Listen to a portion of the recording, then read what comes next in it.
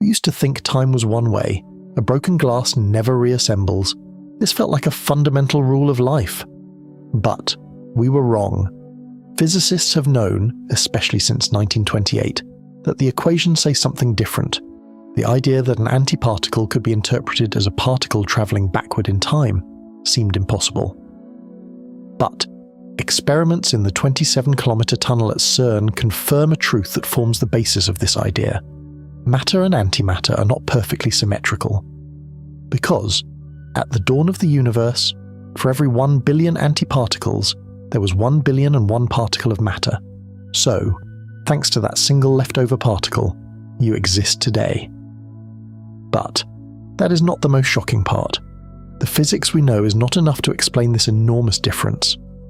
If this fundamental puzzle of our existence excites you, then like the video and subscribe to the channel, because your perception of time may change forever. Let's begin.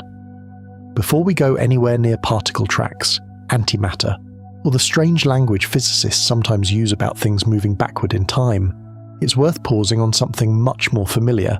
Time doesn't just seem to move forward in our lives, it acts like it's made up its mind. Milk sours, it does not unsour. Bread goes stale, it does not become freshly baked. You mess up a room with impressive efficiency in an afternoon, but you never wake up to find it mysteriously tidy by morning.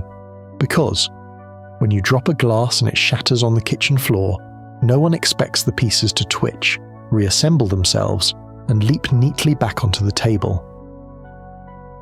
But our everyday experience is filled with these one-way processes. This daily reality is so obvious, it doesn't even feel like a scientific problem, until physics comes along and quietly says something extremely inconvenient. Because, at the level of many fundamental laws, the equations do not much care which direction you call forward. So, the basic rules often work the same, even if the motion is described in the other direction. This is why the real puzzle isn't why we experience a direction of time. The real puzzle is why that direction is so dominant in ordinary life, when much of the microscopic rulebook, at least to a good approximation, seems indifferent to it. So, this is the first crucial distinction to keep in mind. There is a difference between laws and the histories that unfold under those laws. A law can be time-symmetric, while the actual world it describes may not be. Because physics allows for many kinds of evolution, yet the universe we inhabit seems to have started in a very particular condition, which set the stage for everything that followed. This is why physicists often speak of the arrow of time, not as something written directly into every fundamental law, but as something that emerges from boundary conditions, specifically from the fact that the distant past had unusually low entropy. That phrase can sound intimidating. But the basic idea is manageable. The universe seems to have begun in a state that was far more orderly, or at least far more special, than it could have been. So, from there were vastly more ways for it to become less special than more special. And it's this imbalance that gives time its everyday direction. This is where the word entropy usually arrives, and immediately makes people suspect that someone is about to turn a simple point into a dense paragraph with unfortunate consequences. But entropy, at least in this context, is not as fearsome as its reputation suggests, because you can think of it as a measure of the number of microscopic arrangements that correspond to the same large-scale appearance. A tidy desk has only a limited number of ways to be tidy. A messy desk has a vast number of ways to be messy. So, a drop of perfume concentrated in one corner of a room is a highly special arrangement. The same perfume molecules in the air can be arranged in a multitude of different ways, while still looking to us like a room that just smells faintly of perfume. So, the reason the scent spreads is not because the molecules hold a meeting and vote for chaos, it's because there are overwhelmingly more disordered arrangements. The system naturally drifts toward what is statistically abundant.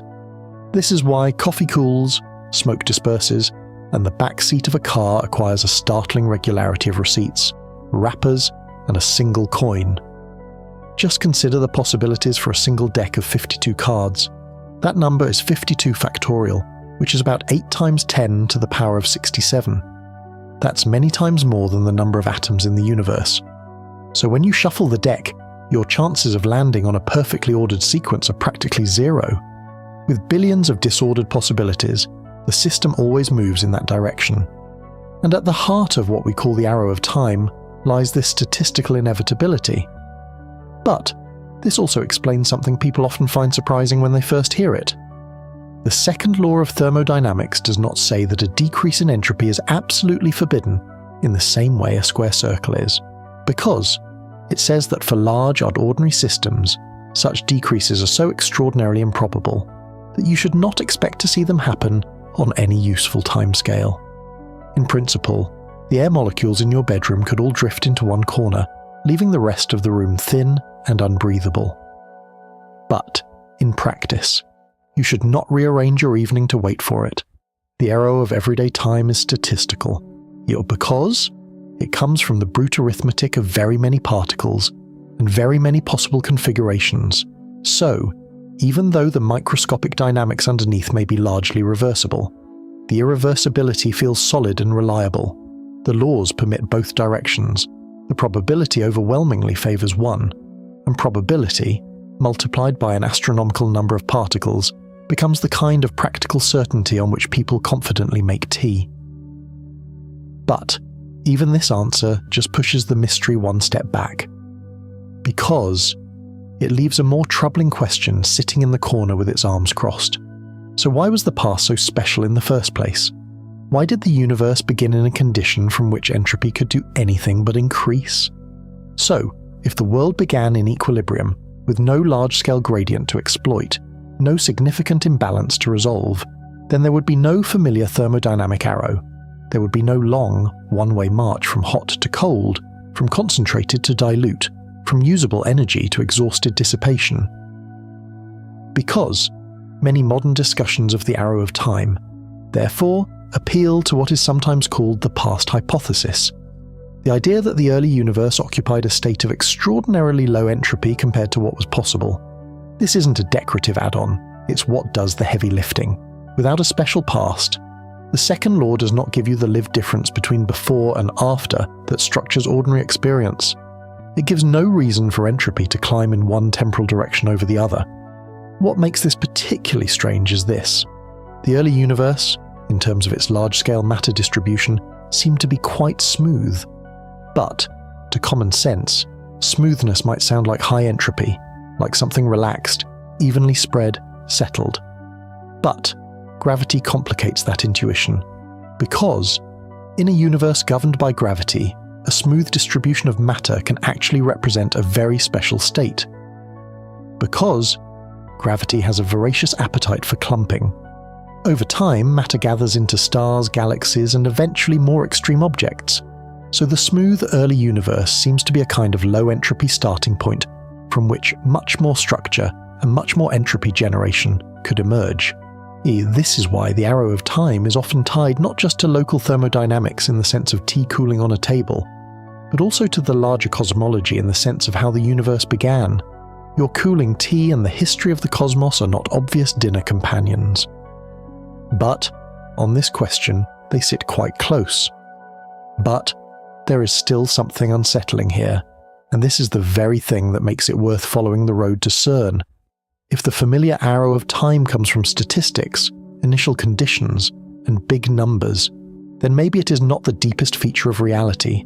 Maybe it is emergent, practical, and real in the same way the weather is real, solid and undeniable at our scale, yet not written into nature in the way we first imagined. And once that doubt creeps in, the next question arrives almost immediately. If the one-way character of time is not obvious in the deepest laws, what symmetries do those laws actually have? And what happens when nature breaks them, even if very slightly? This is the point where the story leaves behind broken glasses and cooling tea, and narrows toward the much stricter language of modern physics. Because, before we can ask what CERN saw, we need to understand whether nature changes when you reverse a process, flip it, or swap its fundamental components, and whether it changes. Because, once you start to suspect that time does not behave in the deepest laws as it behaves in ordinary life, physics leads you almost immediately to a larger idea, the idea of symmetry. This is one of those words that seems harmless until scientists get their hands on it. In everyday life, symmetry usually means something looks balanced. A face looks symmetrical if the left and right sides roughly match. A snowflake feels symmetrical because you can turn it and keep finding the same pattern. But in physics, symmetry has a stronger meaning because you perform a transformation and the fundamental law does not change. So, you rotate a system, move it somewhere else, compare it today and tomorrow, or you swap certain components for their counterparts. But the underlying rule stays the same. This is why symmetry is so important. It's not about decoration, it's about what the universe does not care about. And because, if a law of nature does not care where you place the experiment, or how you orient it, or which inertial reference frame you use, then that indifference tells you something profound about reality. Modern physics is full of these kinds of indifferences, and much of its success comes from taking them very seriously. A useful way to think about this is to separate the symmetry of an object from the symmetry of a law. The object in front of you does not need to be neat or balanced for the law governing it to be symmetric. Because a lopsided asteroid tumbling through space is not a model of grace. But the laws describing its motion may still possess rotational symmetry. This distinction is important because physics is often less concerned with whether a particular thing looks orderly, and more with whether the rule book changes when you describe the same situation from a different angle. The laws of physics, as Emmy Noether made clear in the early 20th century, are often linked to conservation laws through continuous symmetries. So, if the laws do not change over time, energy is conserved. If they do not change from place to place, momentum is conserved. If they do not change when you rotate the system, angular momentum is conserved. This is not a pleasant coincidence. It is one of a set of structural connections that turn symmetry from a nice geometric idea into one of the central organizing principles of modern science. This link between symmetry and conservation is so fundamental, it can be easy to miss how strange it is. Because the fact that energy is conserved is not just a habit the universe got into, like always putting the milk back on the same shelf in the fridge. It is tied to the fact that the laws are the same today as they were yesterday. The conservation of momentum reflects the fact that the laws are not secretly different in Amsterdam, Geneva, or the quiet middle of interstellar space. This Noether's theorem, formulated only in 1915, is one of the cornerstones of physics. Because the conservation of angular momentum reflects the fact that nature shows no favoritism to direction. Is this so?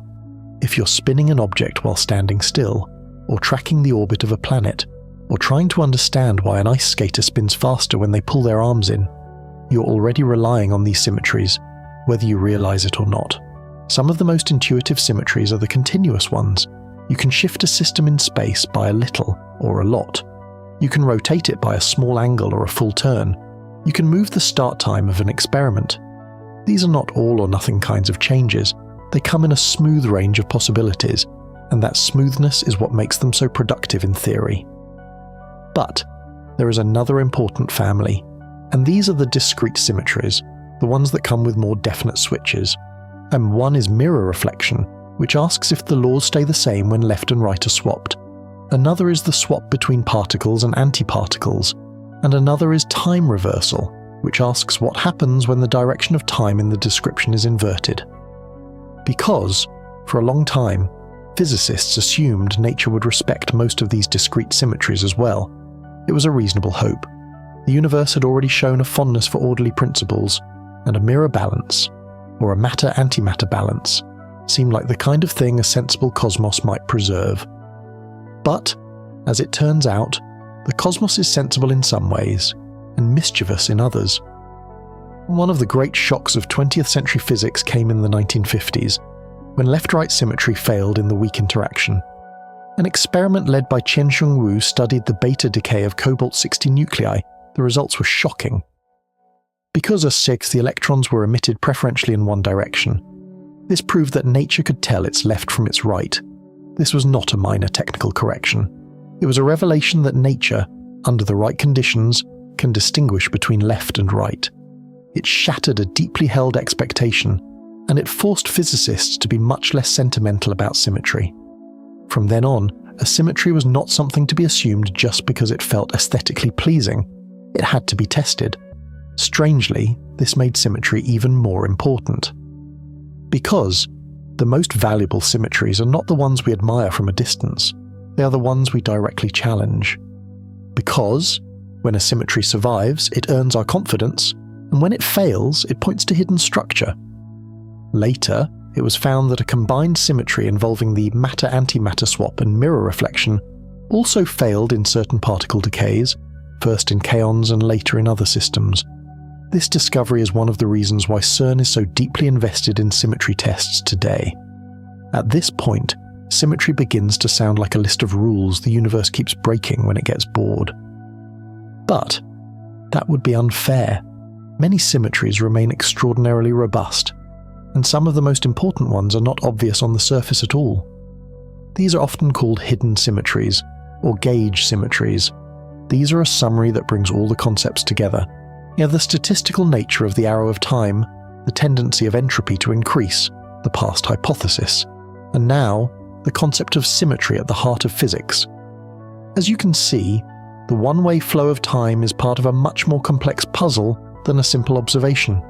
Thermodynamics tells us why glasses don't reassemble. Cosmology questions why the universe had a low entropy beginning, and particle physics shows that even the most fundamental rules can harbour unexpected asymmetries. But we're no longer just wondering about concepts. We're wondering how these concepts are tested in the real world, especially in places like CERN.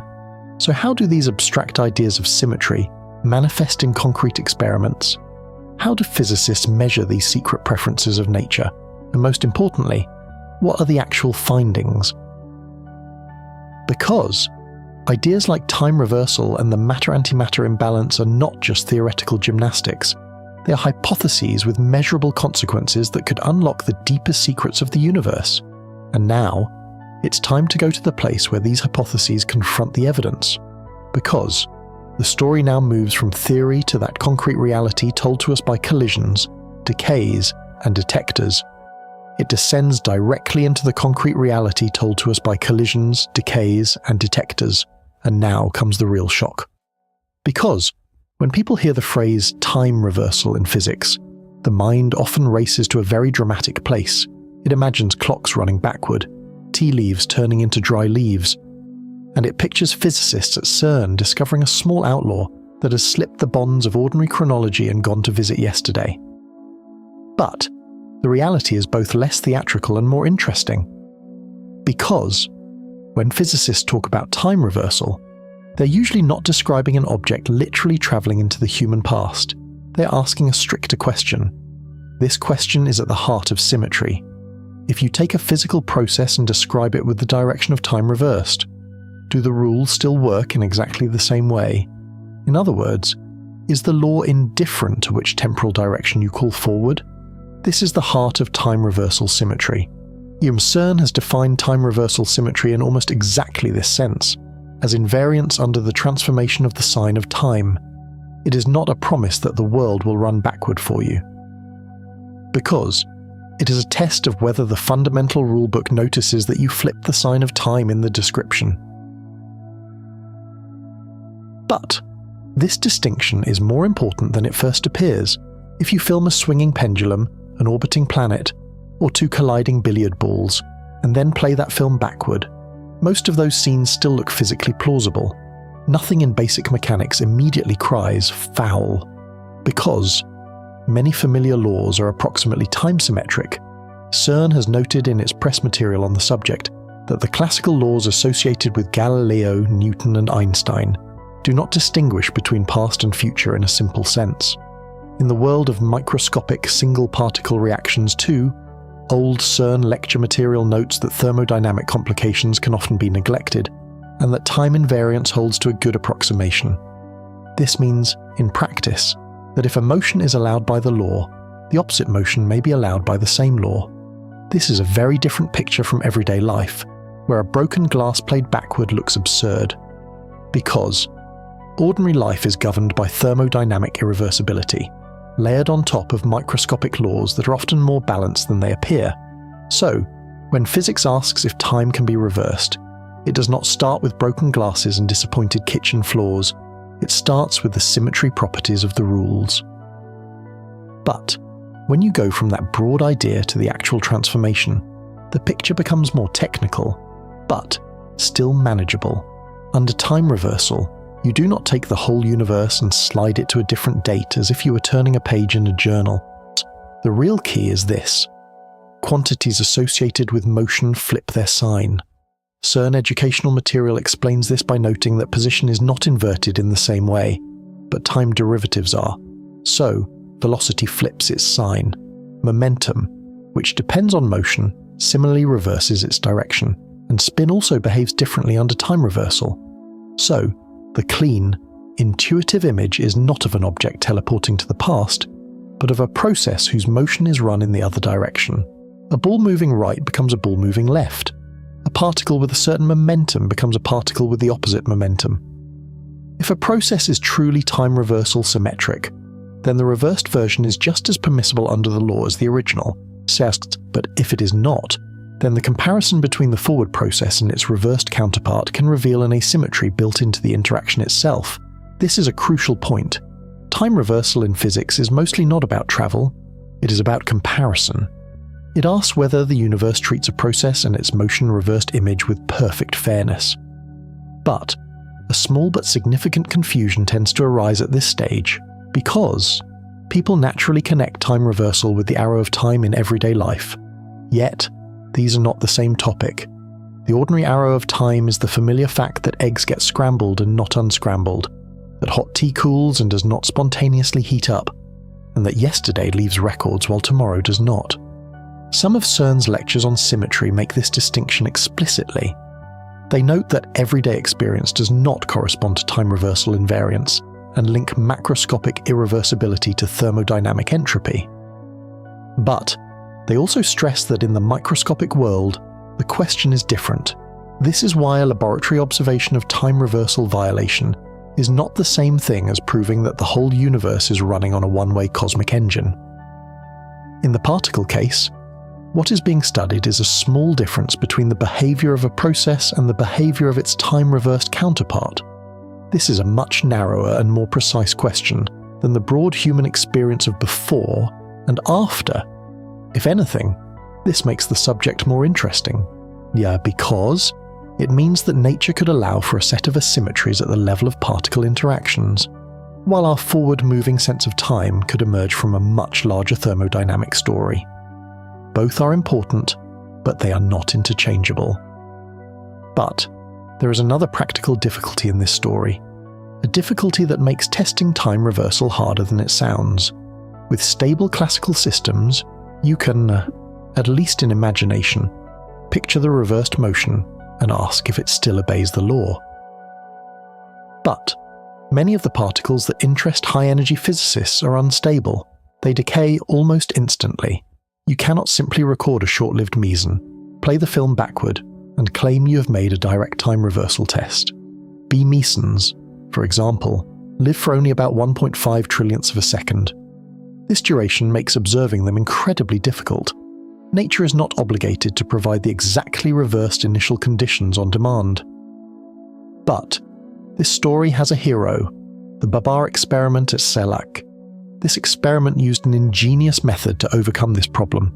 They used entangled neutral B mesons produced in pairs.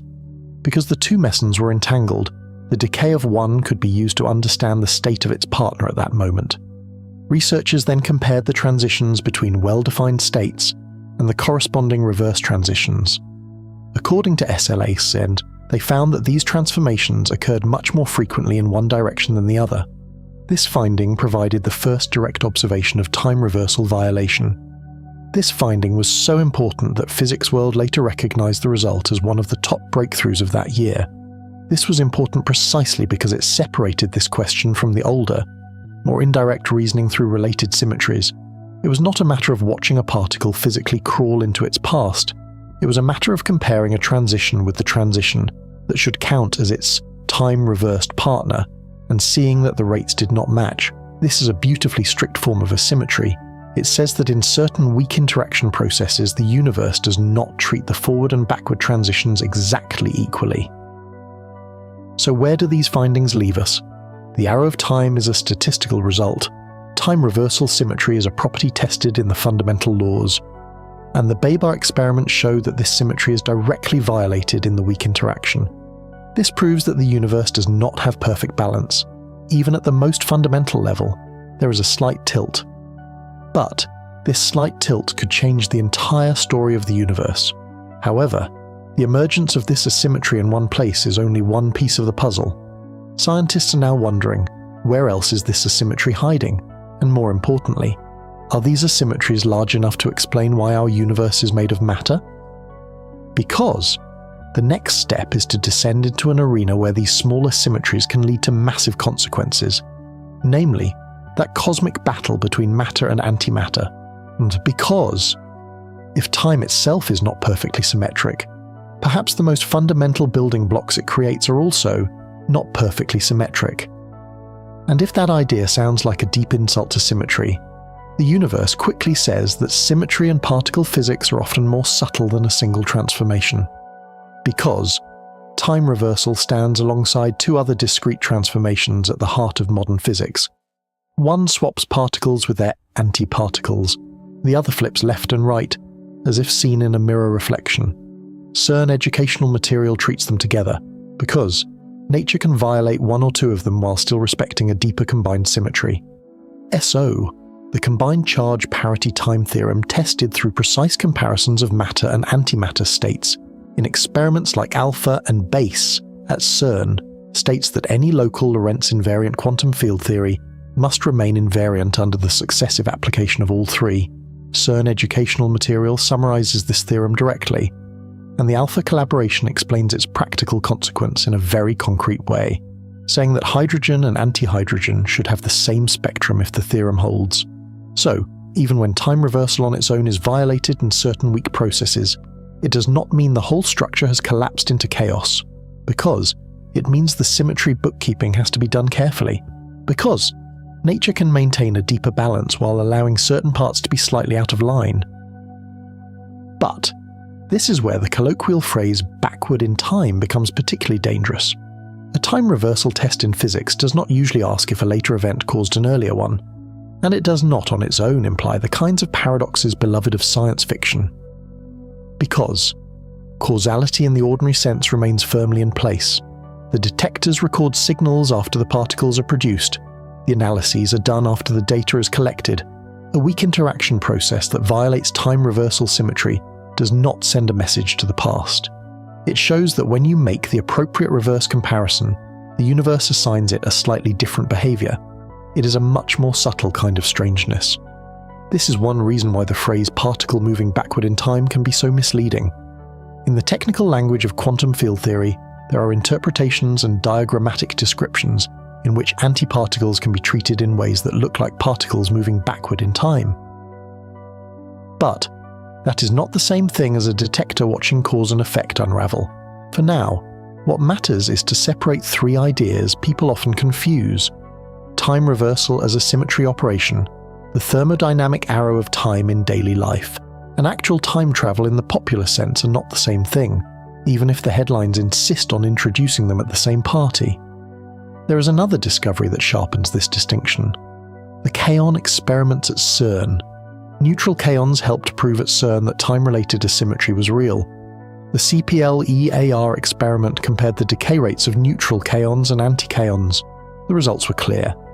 In certain decay channels, there was a small but measurable difference between them. This was indirect but strong evidence that T-symmetry time reversal symmetry coefficient was violated. This experiment published its results in 1998, years before BaBar. This showed that time-related asymmetry was not a peculiarity specific to B mesons, but a more general feature of particle physics. This finding proved that time reversal violation was not just a theoretical possibility, but a real, measurable phenomenon. And the roots of this phenomenon lay in one of the most fundamental interactions of the universe, the weak force. So, the idea that the universe has a time direction not just at the macroscopic level, but also at the microscopic level grew stronger. This brings us to another family of machines at CERN, the antimatter facilities. There's because not all the relevant questions are asked by slamming beams into each other at the highest energies. Some questions, especially those about antimatter, require the opposite instinct. They require slowing down. The antiproton decelerator exists for exactly this reason. CERN describes it as a unique machine that produces low-energy antiprotons for studies of antimatter and the creation of antiatoms. The process starts out violently enough. A beam of protons is fired at a metal target to create a spray of secondary particles, including antiprotons. About 3.5 trillion antiprotons are produced per second. But these fresh antiprotons are far too energetic and unruly for delicate precision studies. The decelerator's job is to tame them. Through repeated cycles of deceleration and cooling, and with the help of the newer Alina ring, their energy is reduced by a factor of about 100 million. This increases the number that can be captured by a factor of 10 to 100. This is a very different kind of experimental patience from the high-energy collisions of the Large Hadron Collider. But it serves the same broader purpose. If you want to compare matter and antimatter with exquisite precision, you first have to convince the antimatter to stop behaving like a fleeing guest and hold still long enough to be examined. And the results of this program are just as shocking. The base experiment compared the charge-to-mass ratios of protons and antiprotons with incredible precision. The result? They were the same to a certainty of 1 part in 1.6 times 10 to the 11th. And this shows that CPT symmetry, the combined symmetry of charge parity and time, holds unshakably. What does this mean? Time symmetry can be broken on its own, but when it is part of a larger, combined package, the balance is perfectly preserved. The universe is, on one hand, asymmetric, and on the other, astonishingly symmetric. All these discoveries, the statistical nature of the arrow of time, the time reversal violation in fundamental laws, the asymmetries in kaon and beamies and decays, and the unshakable nature of CPT symmetry, lead us to a single conclusion. Time is not the simple, one-way river we thought it was. It is a complex, layered phenomenon with sometimes contradictory features. But these discoveries only answer the question of what happened. What about the question of how it works? Where exactly are these asymmetries hidden in the mathematical structure of the Standard Model? How do physicists interpret those famous Feynman diagrams that imply a particle is moving backward in time? And most importantly, how do these massive machines at CERN capture these events that happen in a trillionth of a second? Because now it's time to take a closer look at the intricate mechanism behind these shocking findings, how the colliders, the detectors, and the theories that govern them work. Because the real magic is not just in what we find, but in how we find it. The real magic is not just in what we find, but in how we find it. So how do these incredible machines work? It's because now we are descending from the shockwaves of high adrenaline discoveries into the depths of the cool-headed, precise, and mind-boggling engineering that makes these discoveries possible. We are no longer asking what was found, but how was it found, and the answers are at least as fascinating as the findings themselves. Because, to question whether a particle goes back in time, you first have to create the conditions to create that particle, and this is the art of imitating the universe itself. The first act of this art is the Large Hadron Collider, LHC itself. To understand this mechanism, it is necessary to think of it less as a giant microscope and more as a kind of condition-creating machine. Just as a chef creates a specific temperature and pressure environment to make a rare dish, the LHC's goal is to recreate the energy density of the universe's first moments, just a trillionth of a second after the Big Bang. In CERN's own words, it's like making two needles fired from 10 kilometers apart meet in the middle. But even this metaphor cannot fully describe the complexity of the task, because these needles, the proton beams, travel along a 27-kilometer ring at an incredible speed, 99.9999991% of the speed of light. At this speed, a proton circles the tunnel more than 11,245 times every second. To keep and guide these particles at this speed, more than 9,600 superconducting magnets operating at just 1.9 degrees above absolute zero, that is, minus 271.3 degrees Celsius, are used. This is a temperature even colder than outer space. So, the operation of the LHC is much more than just colliding two things. It is using Einstein's E equals mc squared equation to its extreme. That is creating exotic, unstable, and short-lived massive particles from pure energy, which are not normally found around us.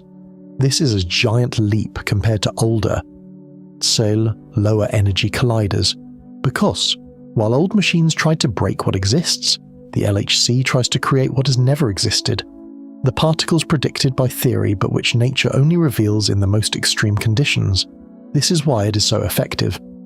Because it does not send a time machine into the past.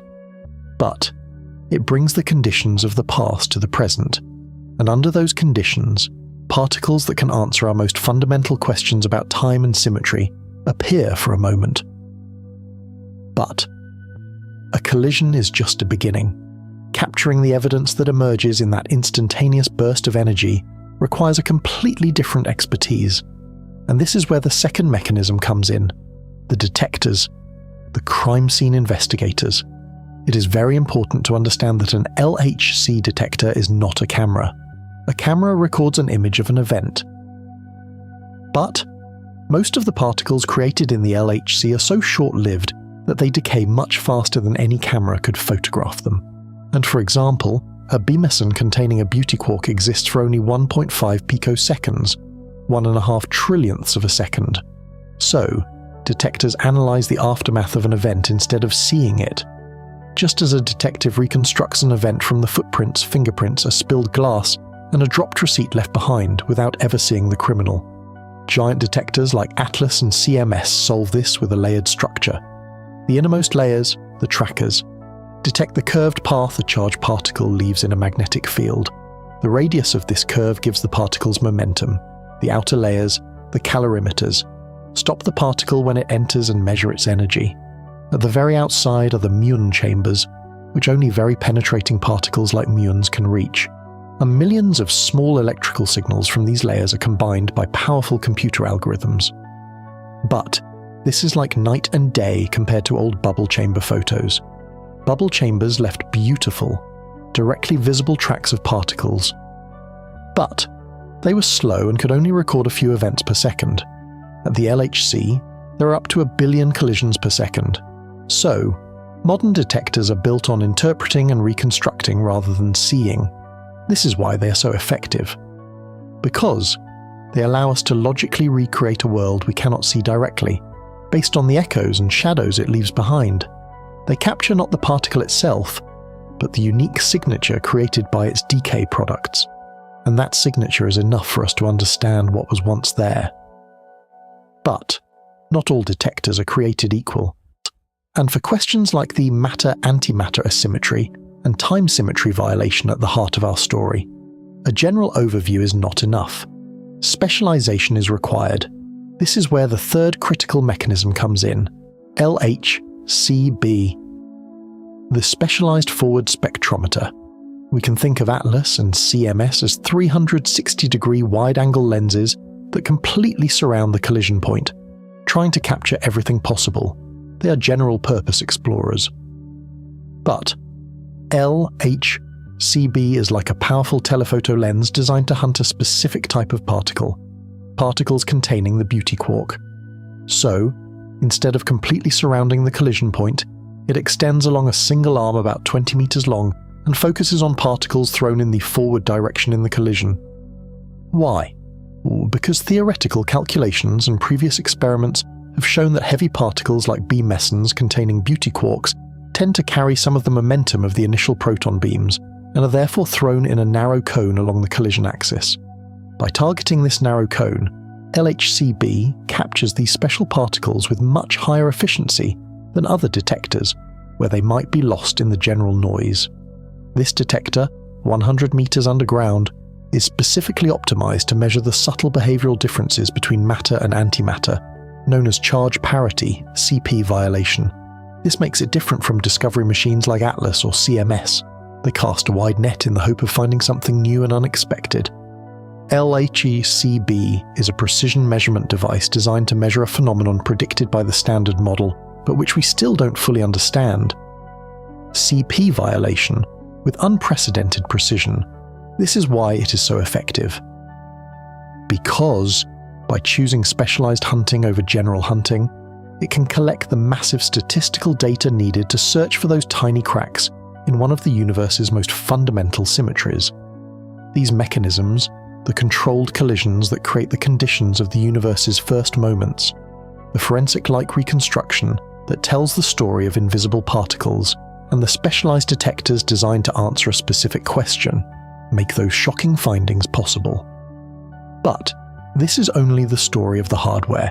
This is only one side of the coin. Because extracting meaningful data from 1 billion collision events produced per second is not just a problem of capturing particles. It is also the art of deciding what to keep and what to discard. It's not looking for a needle in a haystack. It's deciding which of 1 billion haystacks per second might contain a needle. And this takes us from hardware to software, from physics to information science, to another mechanism entirely, the trigger and data analysis systems, which brings us to the heart of one of the greatest challenges in modern particle physics. Because the problem is not just creating the particles. The problem is finding what is meaningful in that vast ocean of data. And this is our fourth fundamental mechanism, the art of intelligent data selection. Think of it like the world's most selective nightclub bouncer. 1 billion people are trying to get in per second. But there's only room for a few hundred inside, and you're only looking for the most interesting guests. You don't have time to question everyone one by one. So, you have to decide in milliseconds. This is exactly what the trigger systems at the LHC do, because it is impossible to record all of the approximately 1 billion proton-proton collisions that occur every second. This would create a data stream of hundreds of terabytes per second. That's more than all the internet traffic in the world. So, the experiments use a multi-layered filtering system. The first layer, the level 1 trigger, L1 trigger, is hardware-based. It looks at the raw signals from the calorimeters and muon chambers in the detector and makes a decision in microseconds. Is it seeing a high-energy particle? Is there an interesting jet pattern? If yes, it passes the event to the next level. This first filtering reduces the data rate to about 40 million events per second. This is still a huge number. But it is now approaching a manageable range. The second layer is the high-level trigger, HLT, which is software-based. It runs on a farm of computers and analyzes the events that pass L1 in much more detail. It reconstructs particle tracks, calculates masses, and determines how interesting the event is physically. This process reduces the data rate to just a few thousand events per second. That is, only about 1 in 100,000 of the initial 1 billion events is saved for permanent storage. Compared to older experiments, this is a revolutionary approach, because older systems had to define what they were looking for much more rigidly in advance. But the LHC's flexible trigger systems are also designed to open the door to unexpected discoveries. These systems are so effective because they turn a flood of data into a manageable stream. Because, without them, rare events like the Higgs boson or the precise measurements of CP violation would be forever lost in the noise of unrecorded data. Experiments have shown that heavy particles like B mesons containing beauty quarks tend to carry some of the momentum of the initial proton beams and are therefore thrown in a narrow cone along the collision axis. By targeting this narrow cone, LHCb captures these special particles with much higher efficiency than other detectors, where they might be lost in the general noise. This detector, 100 meters underground, is specifically optimized to measure the subtle behavioral differences between matter and antimatter, known as charge parity, CP violation. This makes it different from discovery machines like Atlas or CMS. They cast a wide net in the hope of finding something new and unexpected. LHCb is a precision measurement device designed to measure a phenomenon predicted by the standard model, but which we still don't fully understand. CP violation, with unprecedented precision. This is why it is so effective. Because, by choosing specialized hunting over general hunting, it can collect the massive statistical data needed to search for those tiny cracks in one of the universe's most fundamental symmetries. These mechanisms, the controlled collisions that create the conditions of the universe's first moments, the forensic-like reconstruction that tells the story of invisible particles, and the specialized detectors designed to answer a specific question, make those shocking findings possible. But this is only the story of the hardware. This is only one side of the coin. Because extracting meaningful data from 1 billion collision events produced per second is not just a problem of capturing particles. It is also the art of deciding what to keep and what to discard. It's not looking for a needle in a haystack. It's deciding which of 1 billion haystacks per second might contain a needle. And this takes us from hardware to software, from physics to information science, to another mechanism entirely, the trigger and data analysis systems, which brings us to the heart of one of the greatest challenges in modern particle physics. Because the problem is not just creating the particles. The problem is finding what is meaningful in that vast ocean of data. And this is our fourth fundamental mechanism, the art of intelligent data selection. Think of it like the world's most selective nightclub bouncer. 1 billion people are trying to get in per second. But there's only room for a few hundred inside, and you're only looking for the most interesting guests. You don't have time to question everyone one by one. So, you have to decide in milliseconds. This is exactly what the trigger systems at the LHC do. Because it is impossible to record all of the approximately 1 billion proton-proton collisions that occur every second. This would create a data stream of hundreds of terabytes per second. That's more than all the internet traffic in the world. So, the experiments use a multi-layered filtering system. The first layer, the level 1 trigger, L1 trigger, is hardware-based. It looks at the raw signals from the calorimeters and muon chambers in the detector and makes a decision in microseconds. Is it seeing a high-energy particle?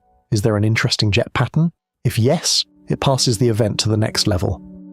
This first filtering reduces the data rate to about 40 million events per second. This is still a huge number. But it is now approaching a manageable range. The second layer is the high-level trigger, HLT, which is software-based. It runs on a farm of computers and analyzes the events that pass L1 in much more detail.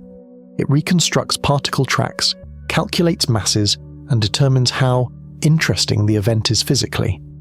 This process reduces the data rate to just a few thousand events per second. That is, only about 1 in 100,000 of the initial 1 billion events is saved for permanent storage. Compared to older experiments, this is a revolutionary approach, because older systems had to define what they were looking for much more rigidly in advance. But the LHC's flexible trigger systems are also designed to open the door to unexpected discoveries. These systems are so effective because they turn a flood of data into a manageable stream. Because, without them, rare events like the Higgs boson or the precise measurements of CP violation would be forever lost in the noise of unrecorded data. But, in a place that is the complete opposite of the LHC's high-energy world, a completely different technical genius is on display. And this brings us to the fifth mechanism, the art of slowing down and trapping antimatter. If the LHC is about creating a wild storm, CERN's antimatter factory is about catching a delicate butterfly in the middle of that storm and examining it without damaging its wings. Because, to measure the fundamental properties of antimatter, such as its mass, charge, or how it interacts with gravity, you need to bring it to an almost complete stop. This is done with the antiproton decelerator, AD, and the newer ELINA ring. The process starts again with high energy. Protons hit a target, and from these collisions, antiprotons are born. But these newborn antiprotons have about 5.3 gigaelectronvolts of energy and travel at nearly the speed of light. This is completely useless for precise measurements. This is where the art of slowing down comes in. The antiprotons are injected into the AD ring. Here, they're repeatedly slowed down using strong electric fields. Their energy is reduced by a factor of about 100 to 100 kiloelectronvolts. This is like a car slowing from thousands of kilometers per hour to a walking pace. Then the ELINA ring takes this deceleration even further, reducing the energy by another factor of 100. These slow antiprotons are then captured in special devices called penning traps. These traps can confine the particles for months using a combination of magnetic and electric fields. This approach is a huge improvement over older methods. Because, previously, the efficiency of capturing antiprotons was very low, with millions being wasted for every one that was captured. But, thanks to the AD and ELINA, the number of captured antiprotons has been increased by up to 100 times. This technique is so effective because it allows us to make incredibly precise comparisons between matter and antimatter. Because when you can hold an antiproton still for long enough, you can measure its properties side by side with a proton, as if you were putting them on a scale.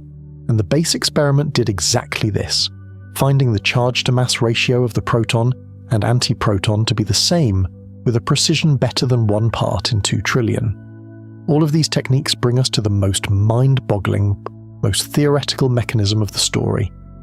The real idea behind those headlines about time reversal. The 6th mechanism, the Feynman-Stuckleberg interpretation. This is not an experimental technique, but a bookkeeping trick. But it is one of the most powerful tricks in modern physics. Richard Feynman and Ernst Stuckelberg realized that in quantum field theory, an antiparticle can be treated mathematically as a particle moving backward in spacetime. This does not mean that antiparticles actually travel into the past. It's like, by way of a metaphor, writing a debt as a negative number in your main ledger instead of keeping a separate debt book. There is no currency called -$50. But this way of writing simplifies the accounting incredibly, and that's exactly what Feynman did. Consider a process where an electron-positron pair is created. According to Feynman, you can also calculate this as a single electron moving forward in time, at some point suddenly starting to move backward in time. We see this moment as a positron, and then turning forward in time again. Mathematically, these two descriptions are equivalent. This helps to organize the calculations and provides a deep insight into how profoundly particles and antiparticles are related. This is not a literal claim of time travel. It is a statement that the internal accounting of the theory is stranger and more elegant than everyday language prepares us for.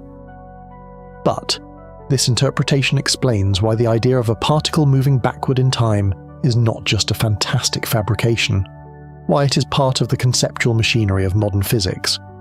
Because it shows how flexible and strange time symmetry can be at the most fundamental level. These mechanisms, the colliders that create the conditions, the detectors that solve the crime, the triggers that select the data, the decelerators that tame antimatter, and the mathematical tools that reinterpret time, all work together to enable CERN to seek answers to the universe's most fundamental questions. But these how questions inevitably bring us to a larger, more unsettling what now question. Because all these incredible techniques and precise measurements point to one disturbing fact. Our observations do not fully align with our most successful theory, the Standard Model. The CP violation we know is not enough to explain the matter, antimatter asymmetry. This means there is a crack in our theory, a shortcoming. And this shortcoming is what excites physicists the most. Because the existence of these asymmetries screams that even the most successful theory we know is incomplete. And this incompleteness takes us into those dark, unknown waters beyond the Standard Model, SEC, to the place where new physics begins. And that place begins not with a whisper, but with an earthquake. Because those small cracks in the Standard Model are not errors, they are portals. Portals that invite us beyond the physics we know into the dark room where the deepest secrets of the universe are hidden. Now, we stop slowing down. We are accelerating. We are going to the maximum. Because now we're going to the moments that rewrote the history of science, invalidated textbooks, and forever changed our view of the universe. These are not just discoveries. Well, these are revolutions that shook the foundations of reality. Get ready. Because we're now reaching the climax, and the first revolution came in 1964. There was an expectation, balance, and absolute symmetry. Physicists believed that charge parity, CP symmetry, was sacred. This meant that if you took a particle process, replaced all particles with their antiparticles, and reflected everything in a mirror, the resulting process should behave in exactly the same way. Matter and antimatter, perfect mirror images. But they were not. Two physicists named Cronin and Fitch were studying particles called kaons at Brookhaven National Laboratory. They saw that the long-lived neutral kaon decayed into two pions, a process absolutely forbidden if CP symmetry was conserved. It should not have happened. But it was happening. This was the observation of the impossible. This event was rare. Very rare, only about 2 out of every 1,000 forbidden events occurred. But it was not zero. And in physics, a non-zero impossibility means a revolution. It meant that nature had a side. It proved that the universe made a tiny, almost imperceptible distinction between matter and antimatter, even at the most fundamental level. This was a cosmic scandal. The world of physics was shaken. The elegant palace of symmetry, built over years, had cracked from its foundations with a single unexpected observation. This discovery would bring them the Nobel Prize in Physics in 1980. But what it truly brought was much greater. It brought the first shattering proof that the universe was not impartial. And this proof ignited a series of questions that would change everything. Where did this asymmetry come from? And more importantly, how deep did it go? Because this was only the beginning. But where did this anomaly come from? The answer arrived in 1973, and it was an even bigger shock. One that came not from experiment, but from theory. Two young Japanese physicists, Makoto Kobayashi and Toshihide Masukawa, were looking for a way to explain this strange CP violation. And the path they found was so audacious that almost no one believed them at the time. Back then, the known universe consisted of 3 types of quarks: up, down, and strange. But Kobayashi and Masukawa realized that their equations only worked if and only if there were exactly 6 types of quarks, 3 entirely new undiscovered quarks. This was like drawing a map for a non-existent universe. Just to explain one anomaly, they were proposing to double the number of known particles. Their theory included a matrix, the CKM matrix, that described how these 6 quarks transformed into one another. And hidden inside this matrix was a single number, a complex phase. That one number, that invisible tilt, was the source of CP violation. It was a cheat code embedded in the fundamental software of the universe. The scientific world was initially skeptical. But then the miracle happened. In 1974, the 4th quark, the charm quark, was discovered. In 1977, the 5th, the bottom quark, was found. And finally, so in 1995, the 6th and final quark, the top quark, emerged at Fermilab. Kobayashi and Masukawa were right. Absolu Teli right. Their theory won them the Nobel Prize in 2008. But that wasn't their real victory. Their real victory was showing that the secrets of the universe sometimes lie beyond even the wildest imagination, and that nature, at its most fundamental level, possesses a flawed beauty. The symmetry was broken, and now we knew why. Symmetries were collapsing. Parity. Charge Parity. But what about time itself? The arrow of time, could it be broken too? We knew that a film played in reverse didn't always look absurd. But did the fundamental laws themselves truly distinguish between forward and backward? For years, this was known indirectly. But no one had ever caught it red-handed. In the act, until 2012, the BaBar experiment at the Selke National Accelerator Laboratory achieved the impossible. Yes, for the first time in history, they directly observed the violation of time reversal symmetry. This was a mind-boggling achievement. They studied B mesons and their antimatter partners, the anti-B mesons. These particles live for only 1.5 trillionths of a second, and in this fleeting time, they can transform into each other. The BaBar team measured the rates of these transformations in the forward and reverse directions with incredible precision. And what they found was breathtaking. The transitions were not equal in both directions. Transitions in one direction were a full 40% more frequent than in the reverse direction. This was no longer a hint. It was a confession. The universe, at its most fundamental level, was distinguishing between forward and backward time. This implied that the flow of time might not just be a statistical illusion, but could also be etched into the fundamental laws of physics. Physics World magazine named this discovery one of the year's greatest scientific breakthroughs. Because it wasn't just another broken symmetry. It was a finding that shook our deepest assumptions about the concept of time. Time was not the simple river we thought it was. It had a hidden current, one that favored the direction of the flow, and now we return to CERN, to the Large Hadron Collider to the LHCb experiment, and now comes the real blow. Because the asymmetries we've seen so far were in particles called mesons, made of a quark and an antiquark. But what about baryons, the particles made of three quarks, like protons and neutrons? The very matter that makes up us, the planets and the stars. Did the asymmetry exist within us too? The answer came in 2019. And yes, it did. The LHCb collaboration, for the first time in history, observed CP violation in the decay of baryons. This was a monumental step. They studied particles called beauty lambda baryons and their antimatter partners, and they saw that they decayed differently. The difference, in some cases, was up to 20%. This proved that the asymmetry wasn't just an exotic quirk of Meson's, it was a feature inherent in the fundamental building blocks of the universe itself. The statistical significance of this finding was 3.3 sigma. This was below the gold standard of 5 sigma for a discovery. But in 2022, with more data, the results sharpened, and asymmetries were found in other baryonic decays as well. This was no longer a doubt. It was the small, unsettling flaw at the heart of our existence. The very matter that composes us was flawed.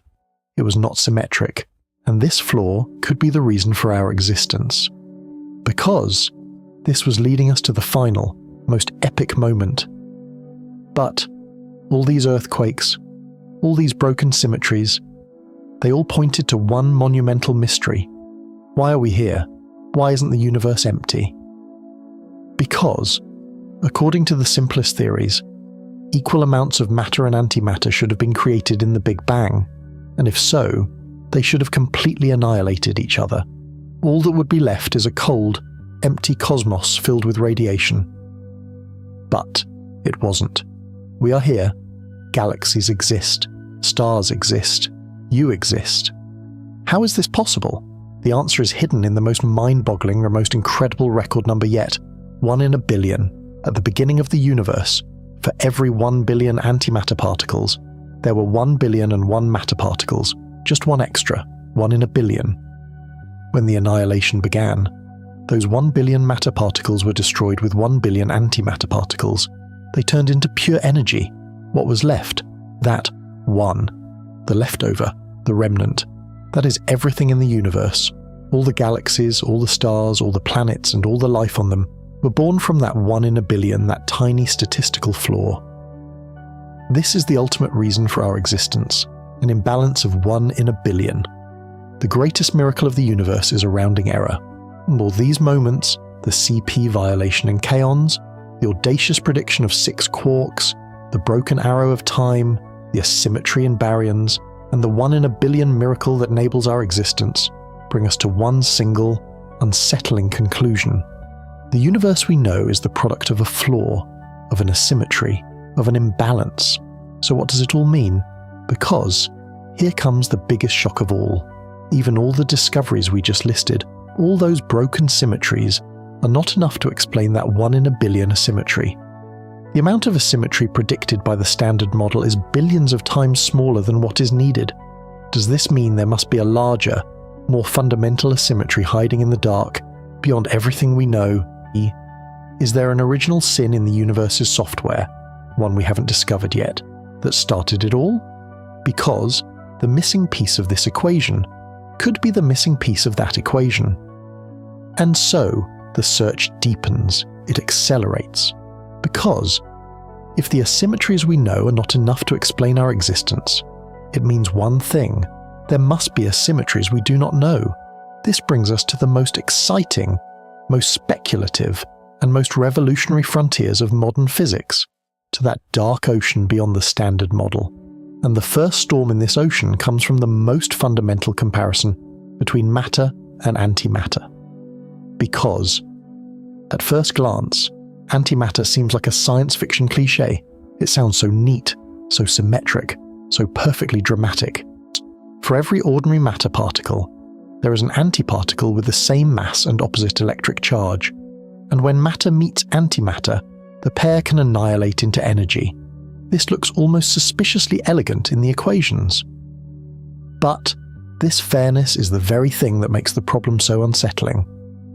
Because, if the universe began in conditions hot and energetic enough to produce particles freely, then matter and antimatter should have emerged in almost equal abundance. If that equality had remained exact, almost all of it should have annihilated, leaving behind a cosmos of mostly radiation and not much else.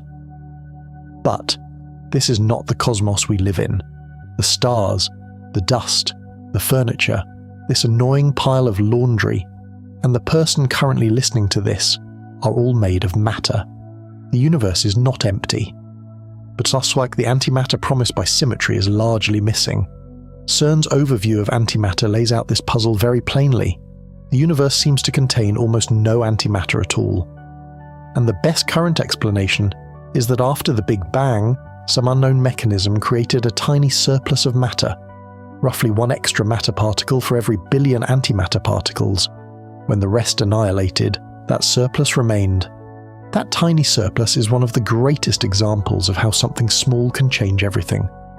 The fact that matter outnumbers antimatter by only one particle in a billion sounds more like a rounding error than a victory. But, after the overwhelming majority annihilated each other, the remnant that was left became galaxies, stars, planets, and eventually biochemistry. This is one of the reasons the matter-antimatter problem sits at such an interesting crossroads. It is not just a question about particles, it is also a question about origins. It asks why the visible universe has the composition it has. So where is this missing piece? This is where the standard model itself starts to give us clues, and from the most unexpected places. The weak force, one of nature's 4 fundamental forces, and the strangest. This force, as far as we know, contains a known mechanism that violates charge parity CP symmetry. This means that some particle processes and their corresponding antiparticle processes do not happen at exactly the same rates, or in exactly the same way. Nature, in these cases, is not perfectly mirror fair. This is important. This is because, without such an asymmetry, it is very hard to see how a matter-dominated universe could emerge from a much hotter and more balanced beginning. But here's the problem. The known sources of this asymmetry in the standard model appear to be far too small to account for the full cosmic matter surplus. CERN says this directly, and the Particle Data Group review says the same thing in more formal terms. The known mechanism plays a dominant role in the measured quark sector asymmetries. But additional sources seem to be required to explain the universe's matter-antimatter asymmetry. This leaves the field in a rather interesting position. On one hand, physics has already found real asymmetries between matter and antimatter. This is not a speculative hope, it is an observed fact. On the other hand, the asymmetries we know do not seem large enough to solve the whole problem. So, the universe has given us part of the answer. But only enough to make the remaining gap all the more tantalizing. It is like being told that a locked door definitely has a key. But you discover the key in your pocket opens the wrong cabinet. It is useful, certainly. But it is not the end of the matter. This is why experiments like LHCb are so important. They are not just confirming that CP violation exists. That part of the story is already settled. They are probing new systems and new decay channels to see if the pattern of asymmetry contains surprises, deviations, or additional components that could point beyond the standard model. And in 2024, they did exactly that. LHCb highlighted the search for new asymmetry, and the subsequent LHCb announcement of baryonic matter, antimatter differences expanded the field by showing this kind of asymmetry in a new class of particle. The transition from mesons to baryons is worth dwelling on. Because baryons are not some obscure fringe of reality. Ordinary visible matter is largely made of baryons, particles made of 3 quarks, like protons and neutrons.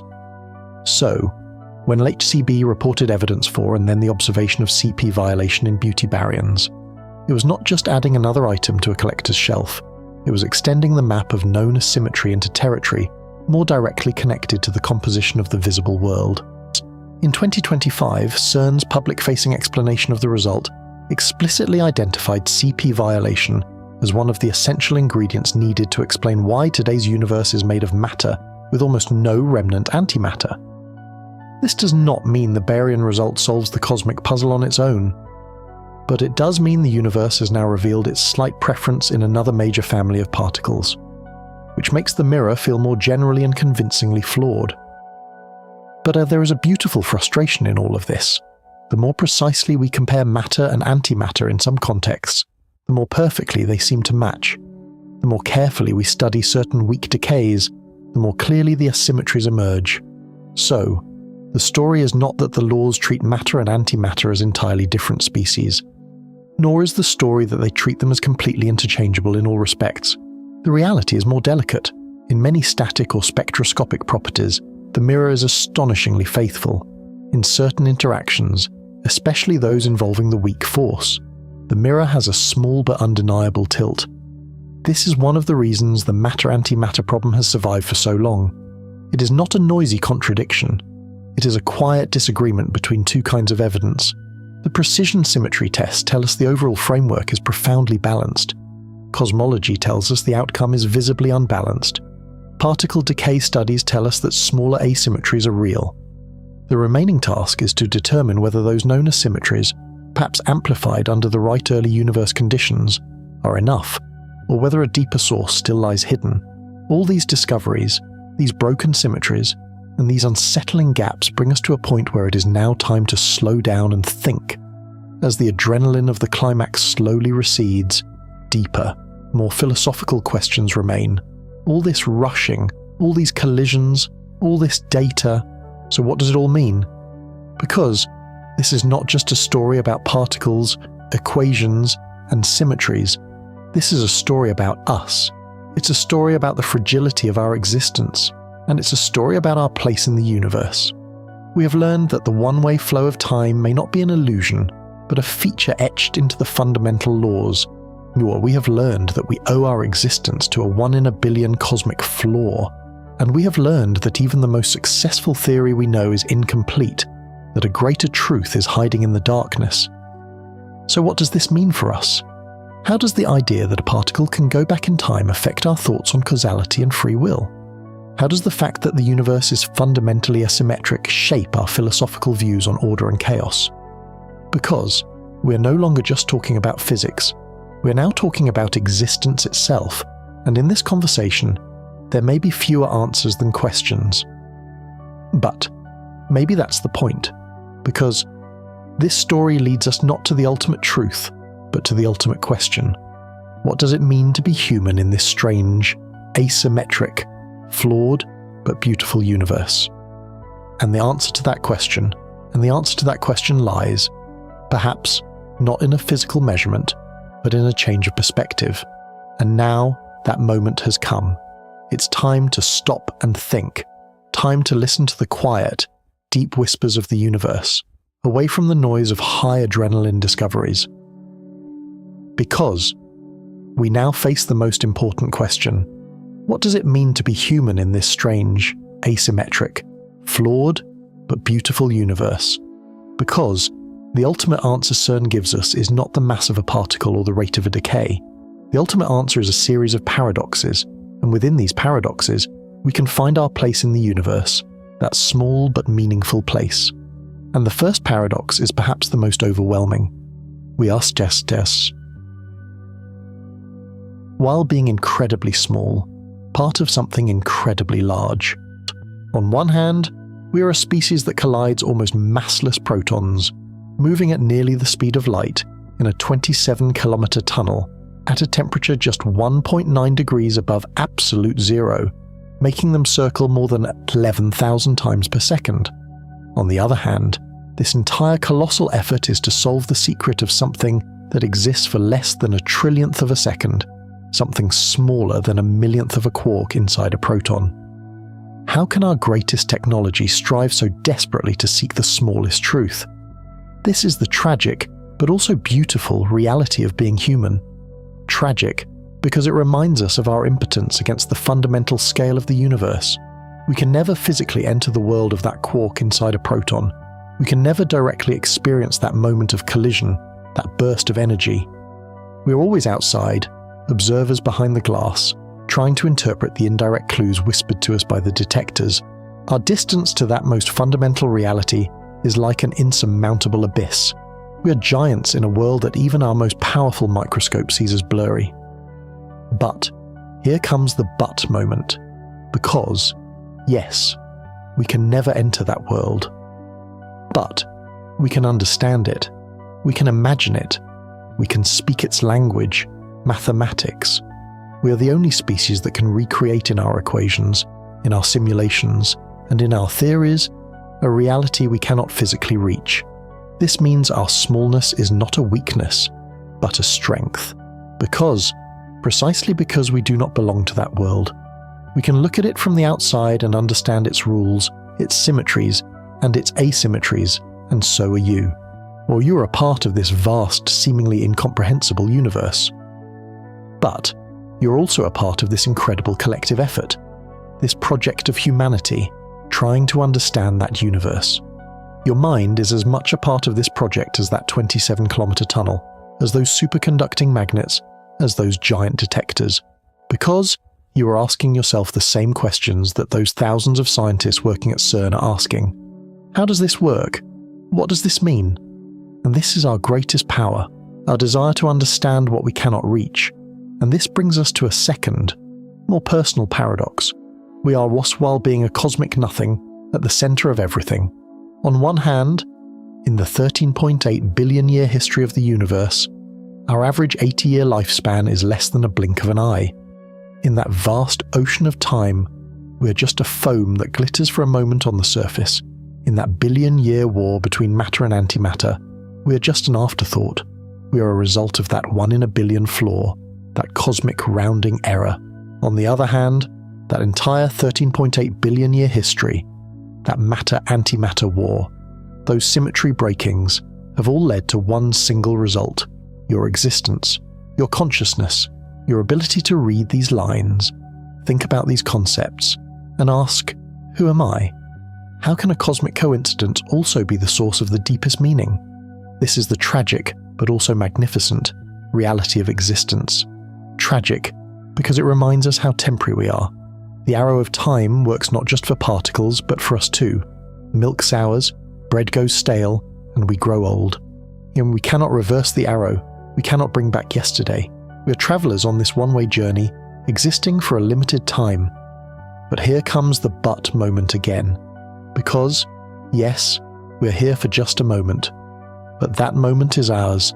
That moment is everything. The moment the universe created to observe itself, to understand itself, and to admire itself, is this very moment. We are the point at which the universe becomes conscious. We are stardust, thinking about the stars, and this turns our transience from a tragedy into a privilege, because, since we have a limited time, that time becomes meaningful. Because, since we know this moment will never come again, that moment becomes precious, and so are you. You are here for just a fleeting moment in this river of time. But as that moment is a culmination of the universe's 13.8 billion year history, every atom inside you was forged in the heart of a star billions of years ago. Your consciousness is the result of billions of years of evolution on this planet.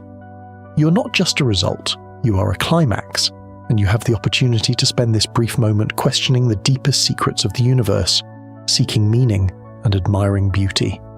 And that is far from being nothing. That is being everything.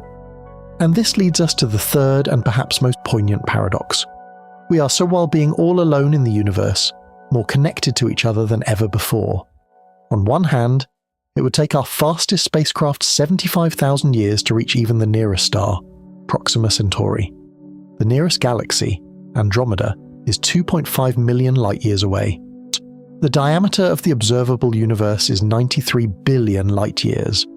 These numbers are not just distances, but a kind of cosmic isolation. We are trapped on a pale blue dot in the bottomless darkness of space. On the other hand, the result of an experiment at CERN instantly appears on the screens of thousands of scientists around the world. A physicist in Argentina, an engineer in Japan, and a theorist in Switzerland work together on the same dataset, in the same virtual room. What connects them is not just internet cables, but a common curiosity, a common purpose, a common human quest. How can our greatest loneliness be the source of our deepest bonds? This is the tragic, but also hopeful, reality of modern science. tragic because it reminds us of our physical limits. We may never go to those stars, those galaxies. A large part of the universe will forever remain unreachable for us. We are prisoners of our own small planet. But here is the ultimate but moment. Because, yes, we are physically alone. But mentally, spiritually, we have never been more together. Science, especially massive projects like CERN, is the greatest proof that humanity can come together for a common cause. Tens of thousands of people speaking different languages, coming from different cultures, holding different beliefs, come together to seek an answer to a single question. What are we, and why are we here? This is an effort that transcends national borders, political divisions, and personal egos. And this effort itself may be more valuable than any answer it will find. It's just because it reminds us that our greatest strength is not our most advanced technology or our brightest theories, but our ability to talk to each other, learn from each other, and dream together. And so are you. You live on this planet with billions of other people. And although we each seem to be alone in our own little world, we're all actually asking the same questions. We share the same fears, and we hold on to the same hopes. And what happens at CERN is the purest, most concentrated form of this common quest. It is a collective love letter from humanity to the universe, and that letter ends with, "We are alone, but we are together." These paradoxes, the greatness within our smallness, the meaning within our transience, and the connection within our loneliness, are the ultimate reflections that CERN and this story offer us. They remind us that the question of whether time goes backward is actually a question about the direction of our own lives. They remind us that the small flaw between matter and antimatter is actually an invitation for us to see the beauty and potential within our own flaws. But these thoughts are just a beginning. Because this story is not just about how the universe works, it's also about what that working means for us. And this search for meaning takes us not only into the realm of science, but also into the realms of art, philosophy, and faith. Because, ultimately, there is no single right answer to these questions. There are only more questions. And perhaps the most important is this: if the universe came to be through a series of symmetry breakings, a series of flaws, a series of coincidences, does that mean that perfection is not actually that important? Perhaps the real beauty lies in those breaks, those cracks, those unexpected deviations. Perhaps the secret of existence is not a perfect balance, but that first, that brave, that rebellious particle that broke the balance. And this leads us to a final thought, a final paradoxing. And this leads us to a final thought, a final paradox, which is perhaps the most challenging of all. And so, this thought is about knowledge itself, because, on one hand, the knowledge we gain in places like CERN is one of the most precise, most rigorous, and most reliable types of knowledge in human history. The 5 sigma standard means the probability of a discovery being a fluke is less than 1 in 3.5 million. The precision in the base experiment's proton-antiproton comparison is equivalent to measuring the circumference of the Earth with an error the thickness of a few human hairs. On the other hand, every new thing we learn reveals even more clearly how much we do not know. The standard model is incredibly successful. But it only explains about 5% of the universe. We know almost nothing about the remaining 95% of dark matter and dark energy. How can our greatest knowledge also be a map of our deepest ignorance? This is the tragic, but also magnificent nature of science. Tragic, because it reminds us that the quest will never end. Every answer only begets more questions. The horizon itself continuously recedes as we walk towards it. We may never reach the ultimate truth, that final equation that explains everything. The ocean of knowledge is so vast that all our effort is like collecting a few pebbles on the shore. But here comes that familiar but moment once again. Because yes, the quest may never end, but the quest itself is more important than the destination. Science is not a destination, it's a process, and this process, even if it doesn't offer us certainties, offers us the ability to ask better questions. Being able to map our ignorance is, in fact, the greatest knowledge, because it means we know where to look, which dark corners to illuminate.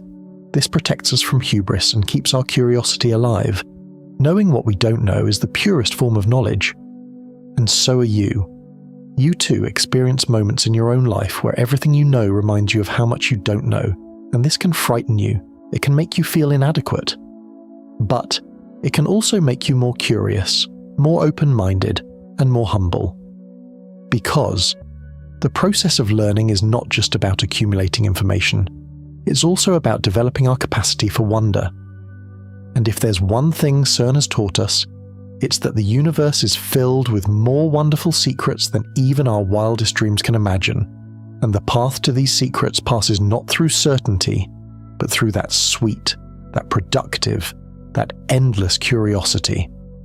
And this brings us to a final paradox, perhaps the most human of them all, that fine line between control and surrender. On one hand, CERN is the pinnacle of humanity's desire for control over nature. There we take the most fundamental particles of the universe, accelerate them to nearly the speed of light, collide them with incredible precision, and analyze the resulting debris on a scale of a billionth of a second. We try to force nature's secrets out of it. On the other hand, at the end of all this control, what we find is something we cannot control: randomness, probability, the small, soft, unpredictable breakings of symmetry. We can never know exactly when a kaon will decay, or which path a B meson will take. We can only calculate the probabilities. How can our greatest effort of control confront us with the fact that at the most fundamental level control is an illusion? This is the tragic but also liberating message of modern physics. Or tragic, because it means we must give up our dream of seeing the world as a completely predictable, completely manageable machine. The universe does not play by our rules, it rolls its own dice, and we can only observe the results. But here is the final but moment, because, yes, we cannot control the universe's dice rolls. But we can figure out if the dice are loaded, and what we found at CERN is exactly that. The dice are loaded, slightly. They have a slight bias towards matter, and this little cheat, this little flaw, is the key to everything. It means we must find a balance between control and surrender. We are not the masters of the universe. But we are not its passive victims either. We are its intelligent observers, its listeners, its interpreters. Surrender does not mean ignorance. The surrender means accepting that nature has its own rules, and working patiently, carefully, and humbly to understand those rules. And so are you. You too experience that constant dance in your own life between the things you can control and the things you cannot.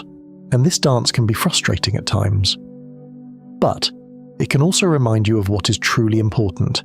It can make you focus on what you can understand and influence, instead of worrying about what you cannot control. And this is perhaps the greatest wisdom that science offers us. We cannot control everything, but we can try to understand everything, and that effort itself is the greatest freedom. At the end of this entire journey, we started with the question, did CERN find a particle that goes back in time? And we saw that the answer is far more complex, far richer than a simple yes or no. We now know that the arrow of time may not be just a perception, but a feature etched into the fundamental laws. We now know that our existence is the result of a 1 in a billion cosmic flaw, a small breaking of symmetry. We now know that our greatest knowledge is a reflection of our deepest ignorance, and our greatest effort of control leads us to the wisdom of surrender, at the most fundamental level. Our journey is almost at an end. We have come from the dizzying speed of particles to the calm waters of philosophy. And now, it's time to put everything we've learned together to assemble the pieces of this great cosmic puzzle one last time. Because this story is not just about CERN, not just about time, not just about matter. This story is about meaning itself, and that meaning is not given to us ready-made. We each build it within ourselves, by confronting these paradoxes, by asking these questions, and by holding on to this sense of wonder. And what we find at the end of this building process is perhaps not the ultimate secret of the universe, but something much more valuable, ourselves. And this brings us to a final question, the closing question. In the midst of all this cosmic drama, all these broken symmetries and coincidences, who are we, and what does our place in this universe, that fleeting but priceless place, truly mean? In this video, we saw how our universe came to exist through a 1 in a billion flaw. But there's something I didn't tell you. This flaw might not have happened just once. What if there are an infinite number of universes where every possibility is realized? An infinite number of you. On our next journey, we will explore the dizzying reality of parallel universes. Are you ready to meet the other you?